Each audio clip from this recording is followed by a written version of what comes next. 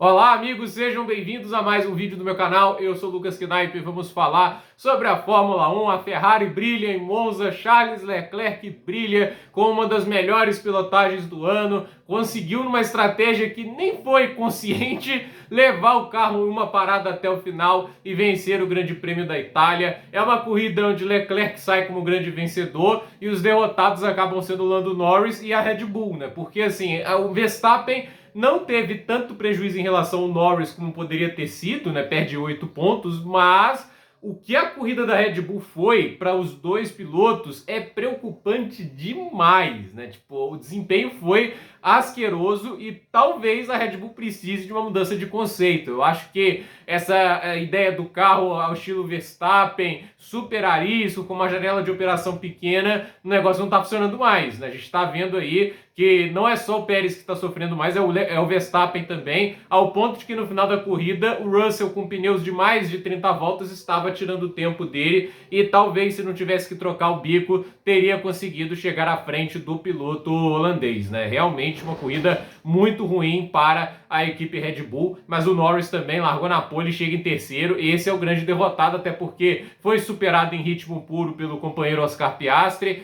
e vê aí a vantagem cair muito menos do que poderia, visto o fim de semana ruim da Red Bull. Mas a verdade é que a corrida em Monza, né, é legal quando há mais desgaste de pneus, né? Eles trouxeram a gama mais macia e a gente viu aí mais desgaste, a gente viu mais disputas, mais coisas nessa peça de xadrez estratégico. Então, assim, foi legal ver essa dinâmica distinta, até porque a gente está falando de uma Fórmula 1, né, que agora tem carros ali mais parelhos na briga pela ponta, né? Hoje, Ferrari e McLaren deram uma destacada em relação a Mercedes e Red Bull. Hamilton terminou muito atrás do Sainz, por exemplo. Mas a questão é, a gente teve ali uma corrida que foi bastante divertida e imprevisível. Não dava para saber quem ia ganhar por causa da questão estratégica, né? E assim, tem a largada, o Norris até larga bem, mas leva um passão do Piastri depois da Biassono, né? Tem a Delarodia, né? A Biassono é assim, tem a primeira chicane, a Biassono é aquela curva de pé embaixo, em que se o piloto sai próximo, pode pegar o vácuo, e ele foi por fora, o Piastri ficou por fora e ainda se ultrapassou, e ainda viria o Leclerc passar o Norris também, né? Aí o que acontece? A equipe McLaren foi fazer o undercut,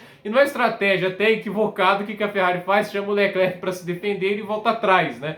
Mas assim, mesmo tendo parado muito cedo, volta 16, o Leclerc foi levando, o ritmo era muito bom, e é o destaque para mim para falar que ele é o piloto diferenciado da Ferrari. Teve gente que fala, a Ferrari demitiu o piloto errado. É um absurdo as pessoas tentarem comparar Leclerc a Carlos Sainz, pelo fato da corrida ser o Sainz ter parado 4 voltas mais tarde do que o Leclerc, ter voltado com pista basicamente limpa, e ele andou mais lento que o Leclerc o stint inteiro. O Sainz não andou mais rápido que o Leclerc, tendo pneus 4 voltas mais novos. Isso em uma pista que mostrou que o desgaste de pneus era muito relevante. Então, assim, essa falta de ritmo que o Sainz teve, né, comparado ao que o Leclerc fez, mostra a diferença do piloto. Então, o piloto que, numa estratégia que não era para ser uma parada, mas transformou em uma parada e fez isso para ganhar a corrida. Então, assim, foi brilhante o Charles Leclerc, pressionou o Norris também ali no segundo stint, o Norris cometendo erros, assim, uma corrida ruim do Norris. Não tem outra palavra para definir isso senão ruim. E salvo o ponto da volta mais rápida, porque ele teve esse direito, né, já que não alcançou os 2 primeiros, pôde tirar um pouco o pé no final, recarregar as baterias e fazer a volta mais rápida. Foi por isso que ele consegue salvar esse ponto, mas para pensar que ele tinha o melhor carro do dia, a McLaren era melhor do que a Ferrari, ele não superou o companheiro dele que está no segundo ano de Fórmula 1 e andou bem mais rápido a corrida inteira, e viu o Leclerc ganhar, e um fim de semana terrível para a Red Bull, ele só tira 8 pontos para o Max Verstappen. Esse era um fim de semana para tirar muitos pontos, eles não conseguiram. E assim, vitória do Leclerc, segundo para o Piastri, que está andando muito bem, vem fazendo uma segunda metade de temporada boa, não andou bem na Holanda, mas nesse fim de semana andou bem. Aí em terceiro lugar, a gente teve ali essa corrida do Lando Norris, que eu achei decepcionante. Sainz em quarto, é uma boa corrida perante o que ele pôde fazer, né? Largou ali na quinta posição. Em quinto lugar, o Lewis Hamilton fez uma corrida ali mais tranquila, não conseguiu atacar os carros da frente, mas ao mesmo tempo não foi atacado pelos carros de trás. E a gente tem que falar, assim, o Verstappen em sexto, o Russell em sétimo e o Pérez em oitavo. Tem que falar da corrida da Red Bull, porque no início eu falei, caraca, até que tá legal, né? Tipo, os dois andando muito próximos, muito rápidos. só que começou a ir para os pneus mais novos, né? E o fato do Pérez estar sendo atacado pelo Russell com pneus muito mais velhos já me chamou a atenção. Aí depois eu falei, pode ser que o Pérez esteja com dificuldade, só que o Russell estava andando mais rápido que o Verstappen também. E talvez, se o Pérez não atrapalhasse tanto o Russell ali naquela disputa, não teria como, teria chance até do Russell atacar o Verstappen. Porque assim, ele terminou menos de 3 segundos, ele perdeu mais do que isso batalhando com o Pérez. Então assim, a verdade é que o Russell quebra o bico, faz uma corrida errática e ainda assim termina quase à frente do Verstappen. Quando eles colocam os pneus duros de novo, a estratégia clara é de 2 paradas, ok. Isso era para ser 2 paradas no início, eu não entendi porque estender tanto, mas vai lá. Colocaram os pneus duros e aí a gente vê eles começando a andar os dois, virando basicamente o mesmo tempo dos carros à frente que tinham 6, 7 voltas com seus pneus.